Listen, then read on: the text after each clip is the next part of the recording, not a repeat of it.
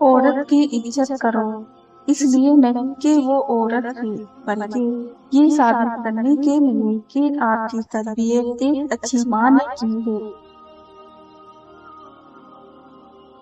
ایک عورت کی تربیت کا امتحان بہو بننے کے بعد اور اخلاق کا امتحان ساس بننے کے بعد ہوتا ہے۔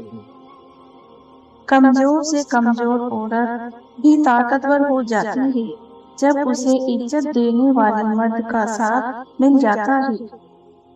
حضرت علی رضی اللہ تعالیٰ عنہ نے فرمایا ہے کہ جب کوئی عورت تمہارے سامنے رو پڑے تو تمہاری مردانگی کا تقاضا یہ ہے کہ تم اس بات کو وہیں ختم کر دو۔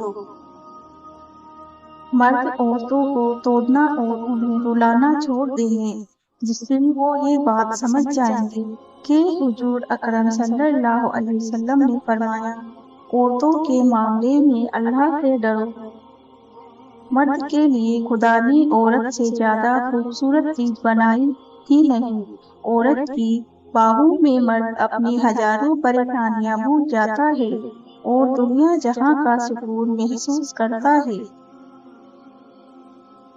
عورت وہ ہستی ہے جو شوہر کا بھی ہر ظلم و زیادتی ناانصافی برداشت کرنے کے بعد بھی شوہر کے ایک گلاس پانی پکڑا دینے پر اس کی محبت میں گرفتار ہو جاتی ہے۔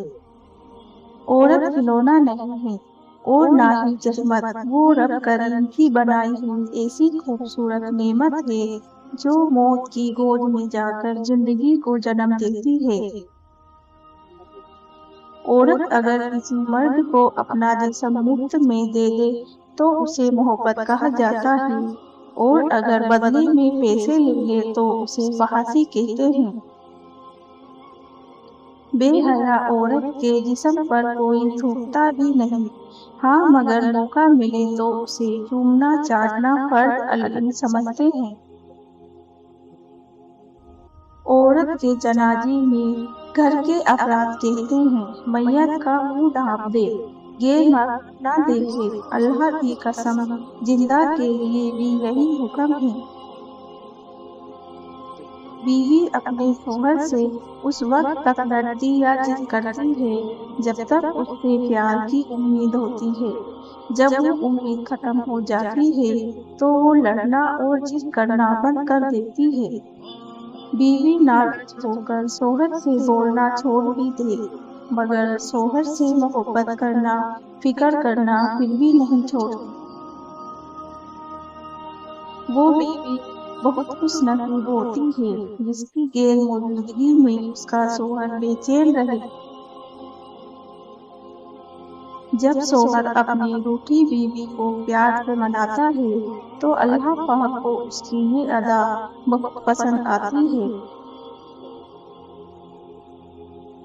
بیوی کی خوشیوں اور خواہشوں کا خیال رکھنا شوہر کی ذمہ داری ہے، کیونکہ وہ آپ کے علاوہ کسی سے نہیں کہہ سکتی۔ شوہر کا پیار و توجہ ہی بیوی کے لیے سب سے بہترین تحفہ ہے، اور اللہ تعالیٰ نے اپنی بیوی کو سینے سے لگا کر اسے محبت کا احساس دلانے پر بھی صدقے کا ثواب رکھا ہے۔ ایک مرد کی آدھی خوبصورتی تو اس کی زبان میں ہوتی ہے اور آدھی اس کی وفا میں ہوتی ہے۔ اللہ نے عورت کو مرد کی پیشانی سے نہیں بنایا کہ وہ مرد پر حکومت کرے، اور نہ اس کے پاؤں سے بنایا ہے کہ وہ اس کی غلامی کرے، بلکہ مرد کی پسلی سے بنایا تاکہ وہ اس کے دل کے قریب رہے۔ کسی بابا کی شہزادی کو اتنا نہ رلاؤ کہ وہ نماز پڑھتے پڑھتے اللہ کے سامنے تمہیں یاد کر کے روتی رہے۔ تم ایک پری کی ماں ہو، اللہ تمہیں درندوں سے محفوظ رکھے۔